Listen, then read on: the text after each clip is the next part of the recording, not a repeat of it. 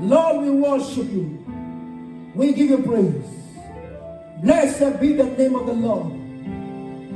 Thank you, God. Blendo Shata. In Jesus' marvelous name we pray. Hallelujah. All right, welcome to church. Let everyone try to settle down now. Please, please, please, please. Everybody, please settle down.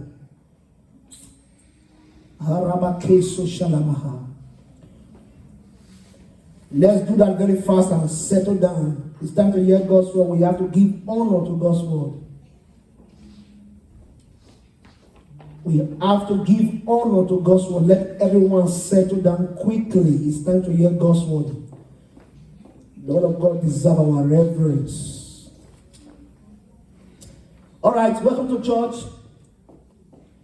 Today I want to begin where I stopped last Sunday.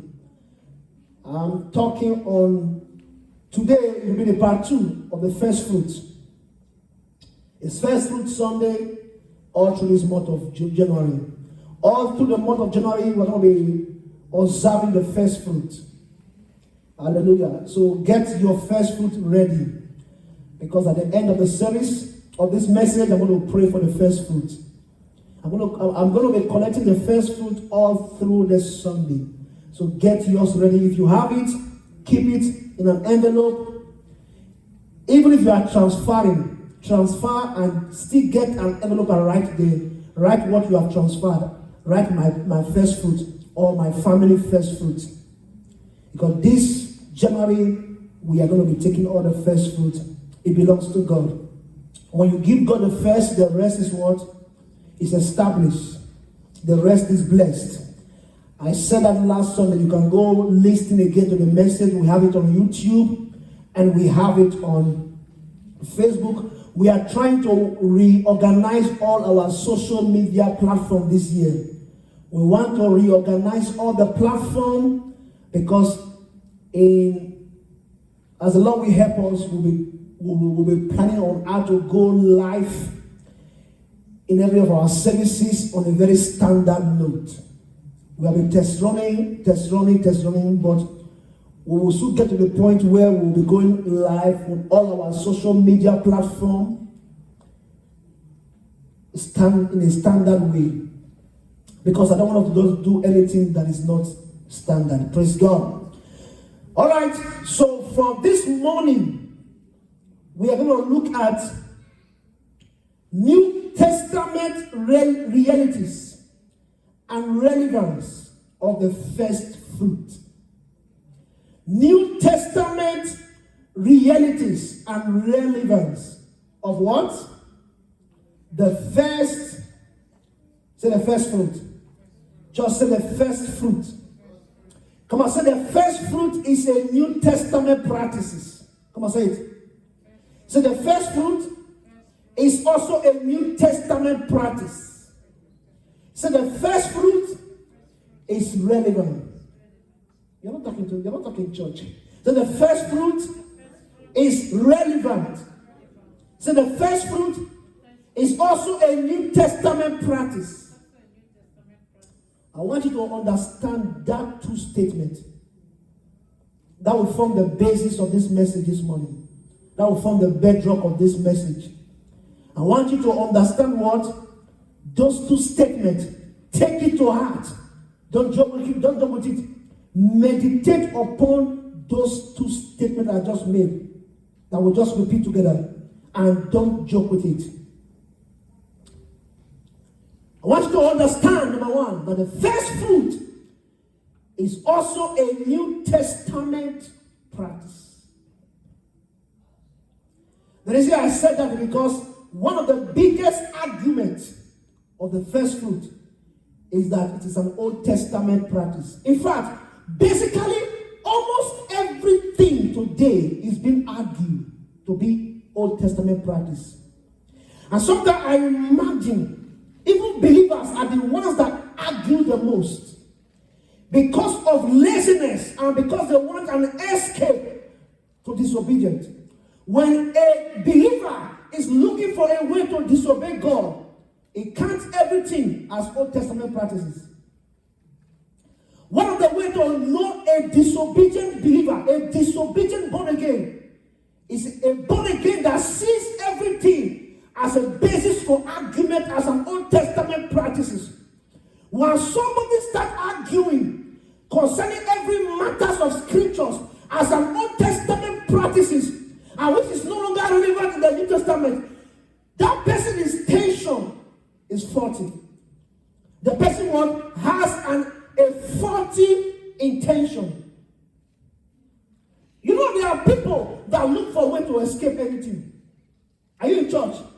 There are people who their plan in any matters in life is not to engage in something, it's to escape it.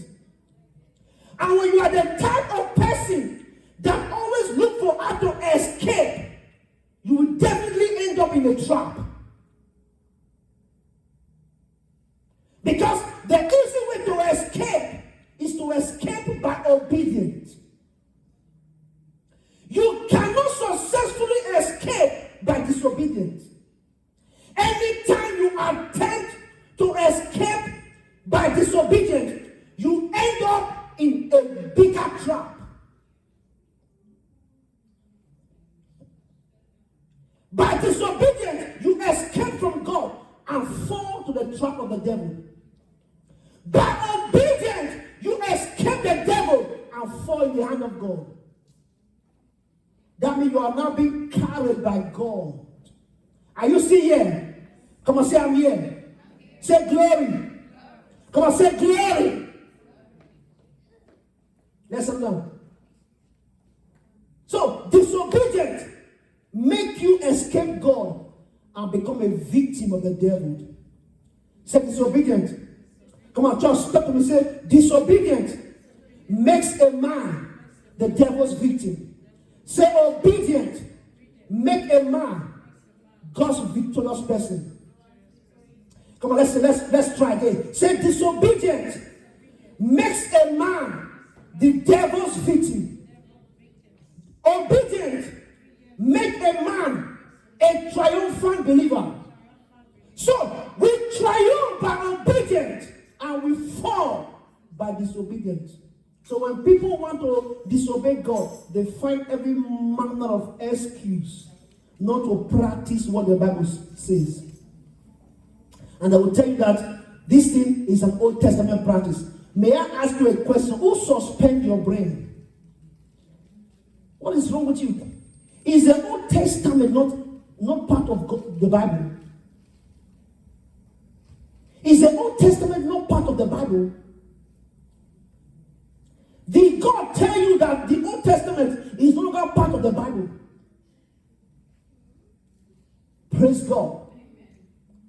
So the first fruit is not just an Old Testament practice alone. It's also a New Testament reality.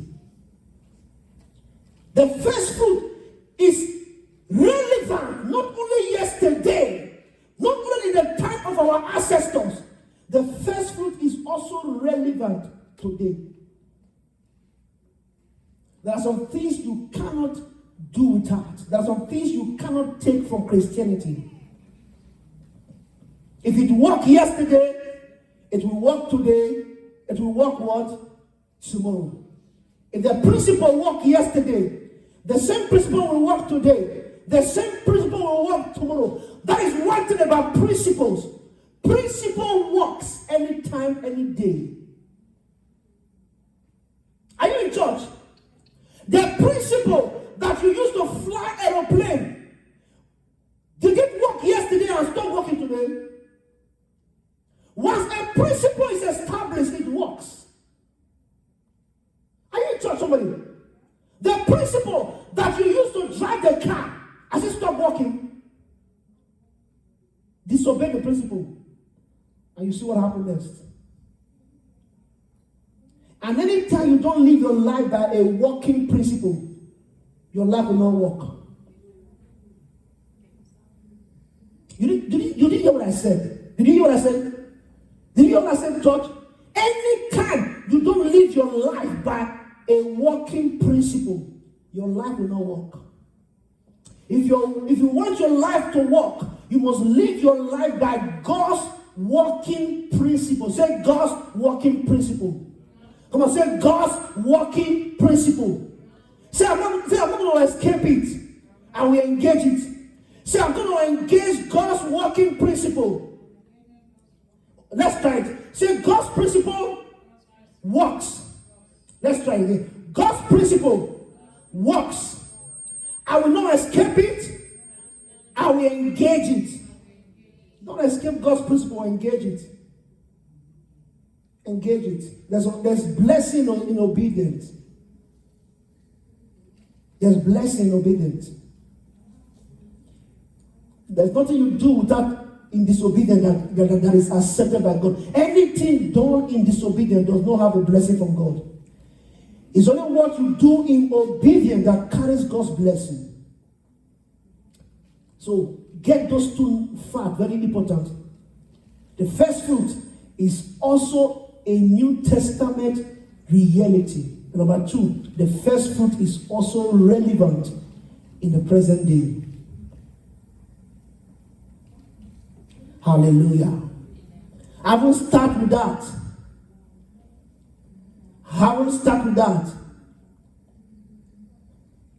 Let's see something from Proverbs. I think Proverbs chapter 3 verse 9, 10. Let's see something from Proverbs. From Proverbs 3, 9, 10. If you are there, read for me fast. Proverbs chapter 3, 9, 10. Honor the Lord with your wealth. Honor the Lord with your wealth. And the first fruit of all your crops and income. Wait. Honor the Lord with what? With what? Your wealth. Yes, I want you to see. Your wealth. Your wealth. Does God deserve honor with your wealth? Church, does God deserve honor with your wealth? Answer me, yes. Honor the Lord with your wealth and with the first fruit of all your substance. What is important? Not just your wealth, but the best, which is the first. The first of all your substance. That means God become the priority of your wealth. God become the priority of your substance. God become the priority of your wealth. Honor the Lord with it. Will you do that? Will you honor God with your wealth this year? Go through your first fruit. All your money belongs to God. Will you honor God with your wealth this year? Because God is going to bless you beyond your ability. So bring him honor with your wealth. And the first fruit of all your substance. Continue from him. Yes. Then your barns will become Look at what happened. Your barns become what? Will be abundantly filled, and your vats will overflow with new wine. Your barns will be abundantly filled, and your vats overflow with new wine. That means there will be no lack or scarcity in your life again. Amen. When a man honors God, he escapes lack and scarcity. If you want to escape lack and scarcity, it's simple. The equation is simple. Is to give honor to God with all what? With all what? Talk to me, John. With all what?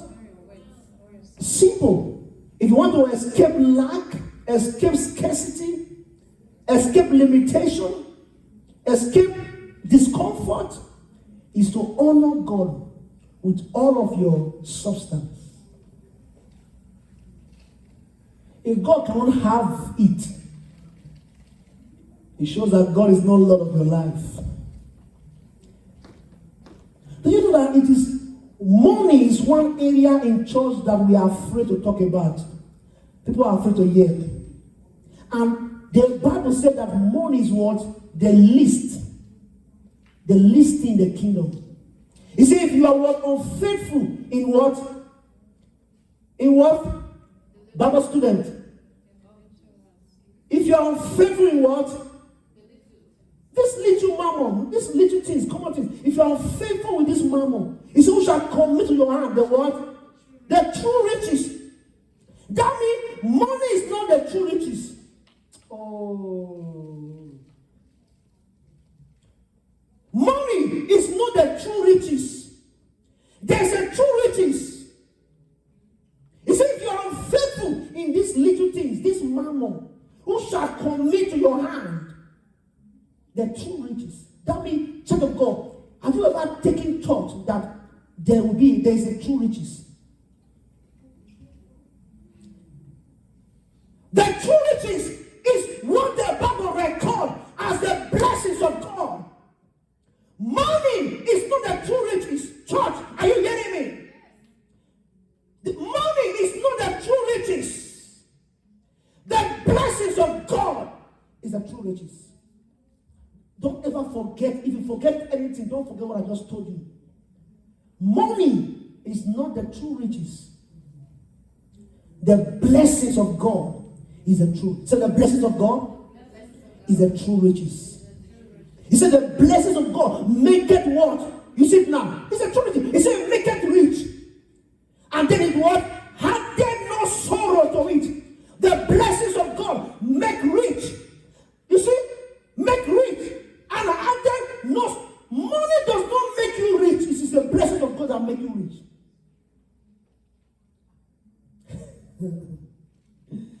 Oh God, this is good. Money does not make you rich. What make you rich, what make you wealthy is the blessings of God. The blessings of God make it rich and added no sorrow to it. So give the Lord, honor the Lord with your substance so that you can enjoy the true riches. Hallelujah. Honor God with your substance so that you can what? Enjoy true riches. Number one, New Testament relevant and reality of the first fruit is this. Number one. I'm going to give you like 4 or 5. We will close. Number one, New Testament realities and relevance of the first fruit. Write down. 1. The first fruit offering is part of all scripture. Come on, say all scripture. 2 Timothy chapter 3 verse 16. Open for me. Let's read if you have it. I want us to participate. That's why I asked you to read all the time. 2 Timothy. Karabo keseke rogo shagarahata. Nemangro ondel ingrasko savata. Brandokele zekishala. Brekolo zize vangra gadizo grahaka lizo. Brakonde bakizo frahate. By the Spirit of God, that true riches is your experience this year. I said by the Spirit of God, that by the power of prophecy, the true riches of God become your experience this year. In the name of Jesus,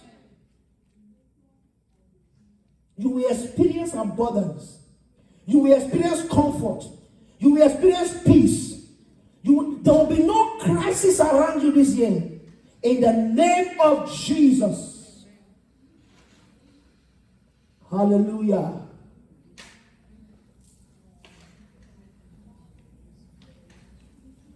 Praise God. Hallelujah.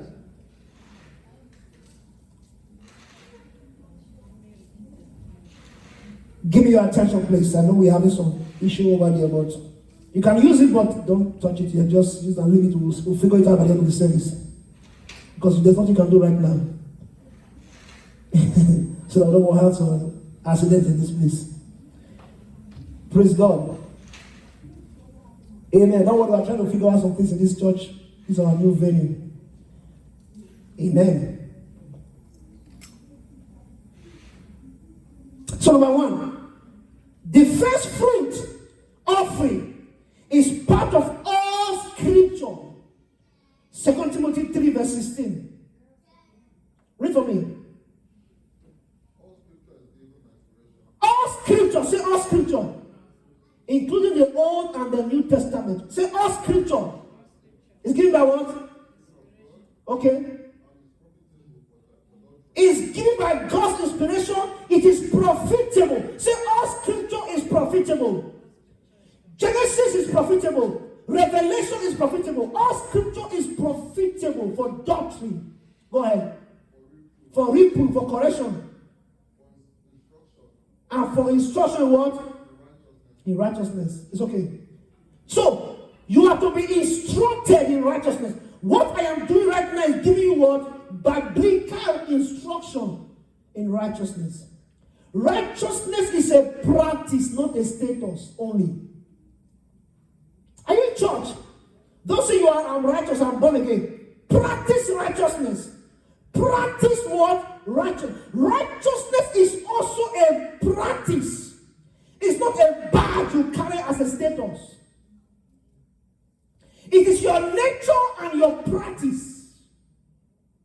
We practice righteousness. We give you instruction in righteousness. One of the instructions I'm giving to you this year is that your first fruit belongs to God. Practice it. Practice the giving of first fruit because you are righteous. Sinner, an unbeliever will not give their first fruit. It's not their privilege. They are uncreated. They are originated. Those are not born again. They don't care about first fruit. It's not their custom, not their tradition. It's not their practice. But for us, members of the family of God, members of God's kingdom, it is our practice in righteousness to give our first fruit to God. The practice of the first fruit is our instruction in righteousness. Practice it, engage in it. All scripture. So we have enough of the argument. If you say the Old Testament is done away with, do you know the Old Testament is the New Testament concealed? Hidden. Huh? Concealed. The Old Testament is the New Testament word concealed. That means the New Testament is hidden in the Old Testament. So, anytime you read the Old Testament, read it with what? The mentality of the New Testament. Because the Old Testament is carrying a revelation of the New Testament. The New Testament is hidden, is concealed in the Old Testament. In the Old Testament, the New Testament is concealed. That is, it is being foreshadowed and foreordained. That means everything that ever happened in the New Testament was first prophesied, was first what? Spoken of in the Old Testament. In the New Testament now, the Old Testament is revealed. You see it now. So when you read the New Testament, you are actually reading the word revelation of the Old Testament.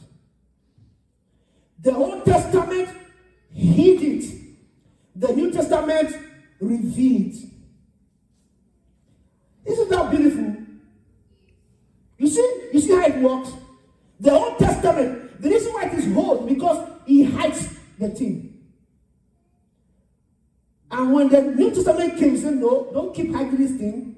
The first fruit belongs to the believers. If they don't practice it, they will not be blessed. Why are you hiding it from them? So the New Testament opened it for you. Say, hey, practice it though. If you practice it, you'll be blessed. Do you see it now? Do you get it? Truth is truth. Whether it is truth in the Old Testament or it is truth what? In the New Testament. Truth is truth, regardless of which testament contains the truth. In the final analysis, it is only the truth that you know that what matters. Truth is truth. Whether it is in the Old Testament or the New Testament. In the final analysis, it is the truth you know that matters. Because the Bible said in John chapter 8, verse 32, you shall know what? The truth. And the truth will what? Set you free. You shall know become your deliverance, become your freedom. You have been made free. You have been what? Made free. God has made you free through the blood, through the eternal blood of his son Jesus. But when you begin to know the truth of your freedom, you are set free. That means there's a mental freedom. Salvation comes, but it brings you spiritual freedom. The unveiling of the truth brings you what? Mental freedom. There are people who are saved in their spirit, but burned in their mind. Are you in church?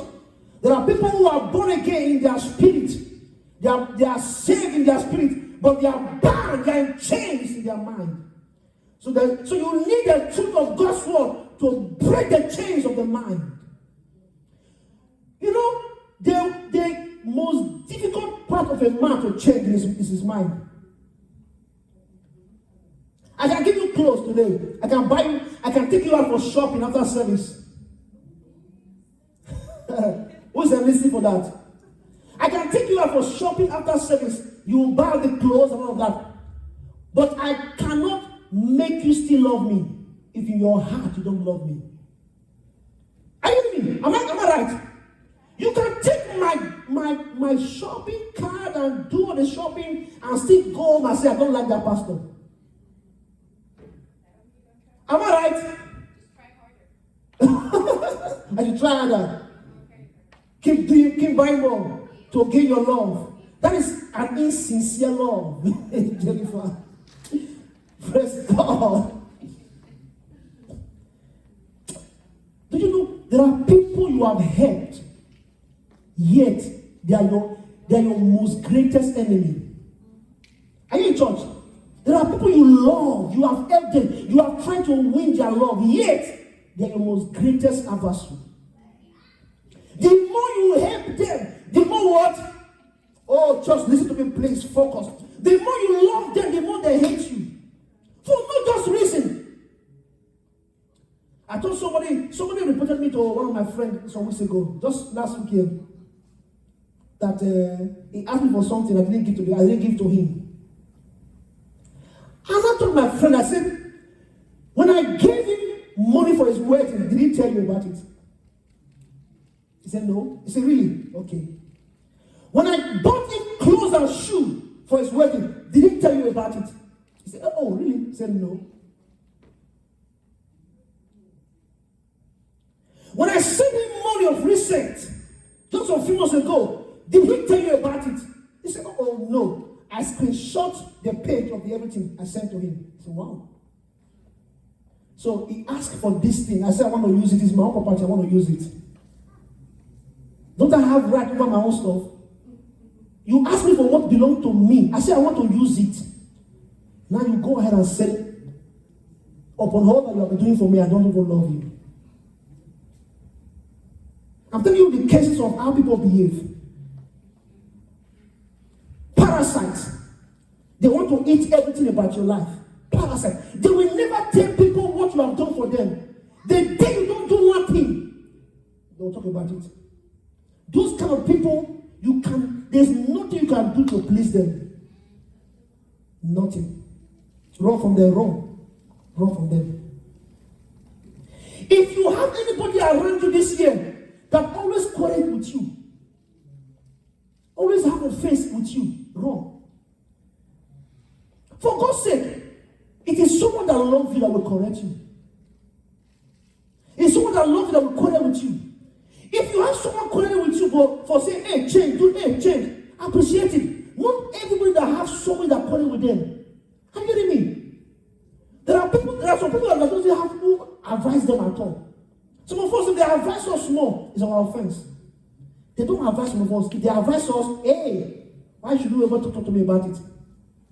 There are people who are looking for advice so that their life can be better.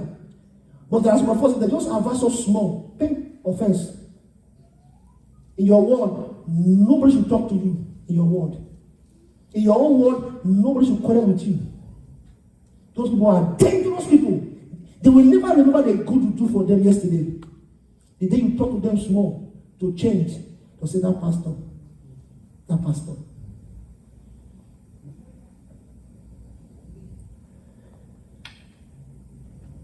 away from that. But just learn from it. Learn from it because I've discovered my life. That's why I love what Derek Prince, is a mighty man of God, next man said. Derek Prince said, you cannot help a man who does not want to be helped. That statement has been my spirit since last year on through my life. You cannot help a man who does not want to be helped. Because in trying to help that person, you will hurt yourself. Because the reason why you cannot help them, they have a mindset. While you are trying to help them, they are thinking something else. You cannot help a man who does not want to be helped. I told myself this year, I'm not running after anybody in the US or in Nigeria or in Africa. They almost run me last year. This year I said, no. Everyone is mature to know how to live their life and live it well. If you want counsel, I will give you. If you don't want, I will not give it to you. You cannot help a man who does not want to be helped. May you not be the type that avoid counsel. May you not be the type that avoid counsel. One of the greatest things I'm looking for this year is a counselor. I'm looking for a counselor, someone that can direct me. Why some of us we are running from people that want to help us? The prayer I'm praying now for God is, God, bring people to my life who are matured enough to talk to me. Teach me the way of life. While they are trying to help you, let's become your enemy. I've had a lot of experiences.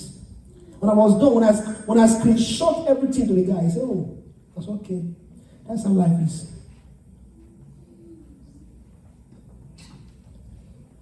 Praise God. Away from that,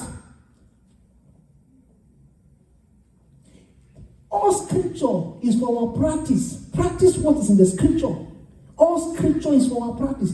If it is Old Testament or New, as long as it is truth, you cannot deny truth. Truth is truth yesterday, truth is truth tomorrow, and truth is truth forever. One thing they should know you for is someone who say the truth and someone who do what? The truth. Stand for the truth any day, anytime. Truth is truth. Truth can never be lie, and lie can never what? Be truth. I don't beg. Don't live a life where you are begging yourself. You are like two figure. I mean, you are having deceptive character. You talk A, then you talk B here. No. Be a person of truth. Be a person of sincerity. A person of truth. A person of truth. A person of truth. I told the young man, I said, thank God I have the record of you. The last time we spoke in Nigeria. So everything you said is on the record. Because people just know how to lie. They will say A, they will think that it will be the same. That's why sometimes I don't blame people that record people's voice. I don't blame them. Although it's illegal in the US, but I don't blame them because when I find out that you lie too much, I will put it on record. When I find out that you lie too much, there's one of our pastors in Nigeria then I used to do it. One of our pastors used to record all pastors because some pastors were lying. Put them on record so that later we'll play it. It's your voice. Look at it what you said. Why are you lying? Why are you like this? Be a person of integrity. Let your ear be here and your no what no. There's no point lying to nobody. There's no point pretending. Be genuine. Live a genuine life. Although I didn't record by my own. They did the record from Nigeria, so it was not my phone record anyway. It was a video record. So it was in church when we were talking to them. They were recording when I was talking to them. Okay? I don't record people. Just so you know. I don't do that. I don't need it. Amen. God always have a way of defending me. I don't need it. One time I used to do it, but I find out there was no point doing it. That was some years ago. There was no point. I just delete. But there's no point. I don't need it. God will be our justification. Amen. So the first fruit is important.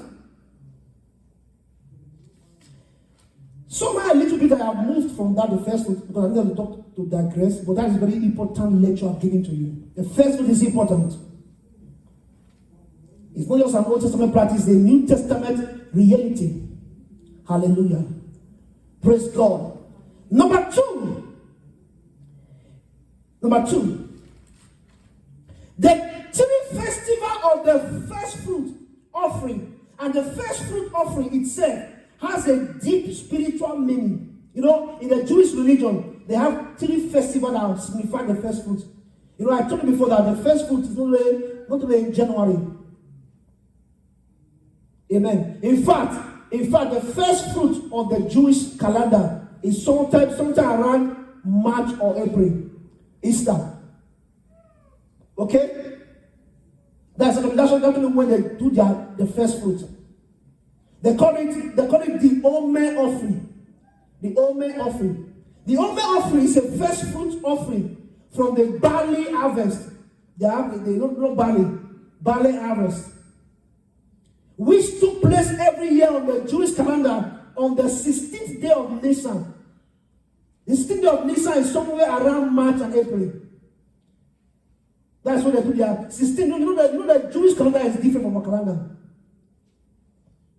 So somewhere around March and April during Easter is when they do the Omer offering. They give their Omer offering, which is a barley harvest. That means before they touch the barley harvest, they must bring an offering to God as a first fruit. It's every year. Every Jewish family does it up to date. It's a practice in Christianity. Do you know why I say it is not Old Testament? It is very relevant. Listen. Let me show you why it is relevant. Relatively, it was on the 16th day of Nisan that Jesus was raised from the dead.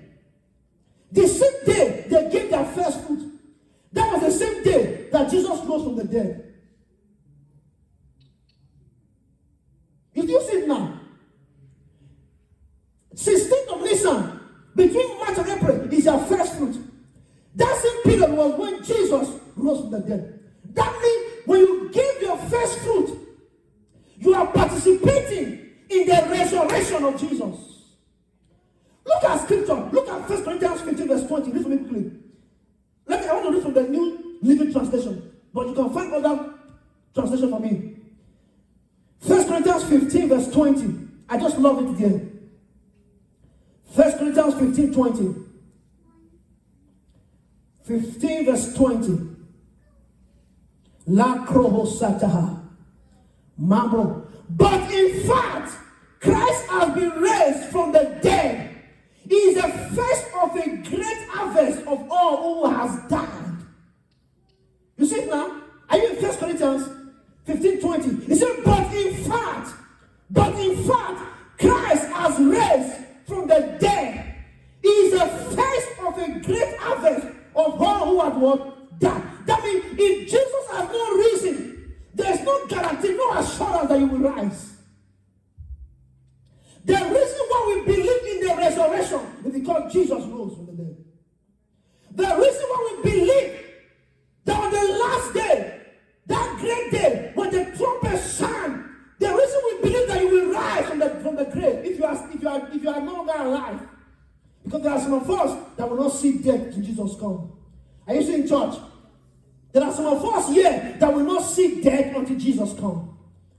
But if you are not part of those people, if you are dead by then, the guarantee of your resurrection with Christ is that Christ rose from the dead. He has become the first of what? The great harvest. I told you last Sunday, if there is first, it means there's what? Second. There's third. There's fourth. There's fifth. There's sixth. There's 20th. There's no first without a second. That means for you to follow Christ, Christ has to begin the process of resurrection. Because now he has risen, it means that you too will rise. That means God made Jesus the first fruit of resurrection so that you too can become a resurrection harvest for God. You can't beat God. You can't outgive God. He gave Jesus as his first fruit. In our anticipation in assurance that He will reap you as a harvest. Even God wants to reap you as a harvest. So He gave Jesus as the first fruit. So Jesus rose the same day they gave their physical first fruit, signifying the New Testament reality that the first fruit is a type of Christ's resurrection. When you participate in the first fruit, you are what? Participating in Christ's what? Resurrection. Number three. That'll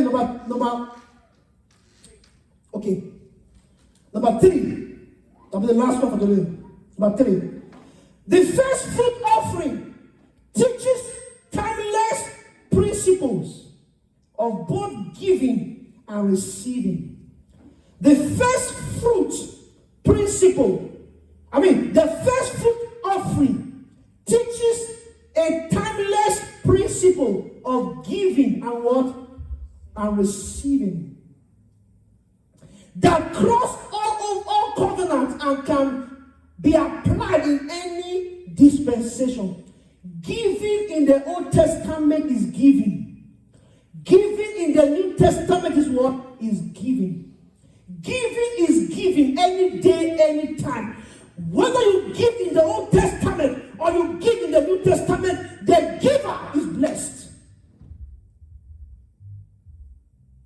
There's he that gathereth, yet tend to poverty.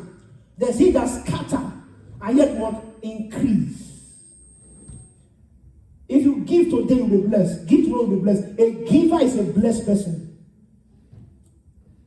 Give and you will be. Simple fact. Give and you'll be blessed. Hallelujah. So you see it now. So the first fruit is a present day New Testament reality. Even God shows that Jesus became the first fruit of the great harvest. Lastly, before we go this morning, who is authorized to receive the first fruit?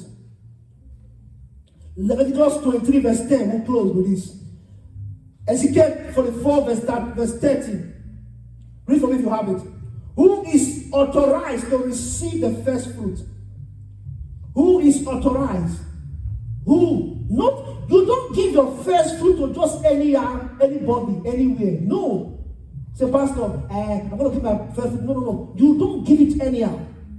There's an authorized place. There's an authorized person to collect your first fruit. Leviticus chapter what? 23 verse 10. Read for me if you have it. Leviticus 23 verse 10. Ezekiel 44 verse 30. Leviticus 23 verse 10. Thank you. Speak to the children of Israel and say to them, when you enter the land which I'm giving you and reap its harvest, you shall bring the sheaf of the first fruits of your harvest to the priest. When you enter the land I'm giving you, what will you do?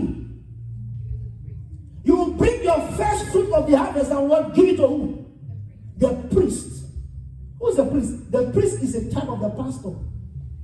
The priest is your pastor. Your priest is your pastor. Give it to what? The priest. God said, when you enter the land I'm about to give to you, the first thing you do is to give the first fruit to the priest. And you know the priest presided over the church. So you give your first fruit to the church, to your priest, who represent God for you. Hallelujah.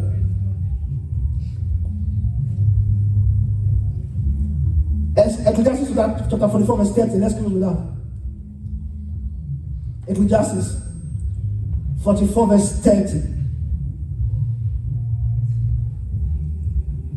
Are you there?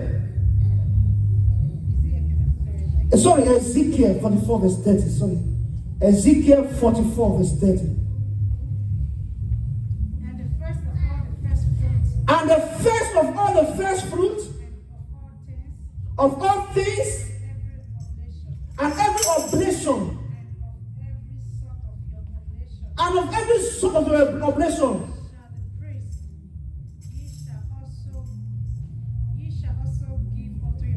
Stop. You shall give it to what? Your priest. You will give the priest the first. That is why if you want to tithe and be blessed, tithe to your priest. Tithe to your pastor. Hallelujah. Your pastor is the one that is in the right position to receive your tithe and your first fruit offering. And when you are giving to your pastor, don't give it as if you want to help your pastor.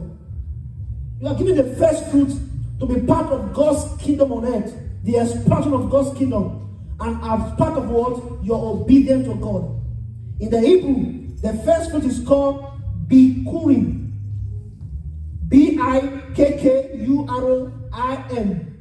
The first fruit is known as Bikurim. You see, the Hebrew have name for it. Bikurim. Meaning promise to come. The first fruit means Bikurim, meaning what? Promise to come. That means the Israelites saw this first fruit as an investment into their future. For the Israelites, the first fruit is what? An investment into what? Their future. One of the most important things about the first fruit offering or any other offering is not just what you gave, but the obedience to give it. Giving our first fruit reminds us that God is our ultimate priority. It shows our obedience to God that we can be trusted with more. Say, God, trust me with more. Say, God, I can be trusted with more. For the Israelites, they see that investment into their future. Stand to your feet this morning. The first fruit offering is an investment into the future. I'd like you to lift your hands to God and say, Lord, thank you. I belongs to you. All that I am, all that I have got belongs to you. Can you lift your voice? Just pray for just 1 minute while we get ready to receive the first fruit. Say, Lord, I thank you. All that I am, all that I have belongs to you. Just pray. Just pray that prayer. It's a simple prayer. Lord, I thank you. All that I have, Ricky. All that I have, all that I am belongs to you. Say, Lord, I thank you. Just thank him. Just thank him. Give him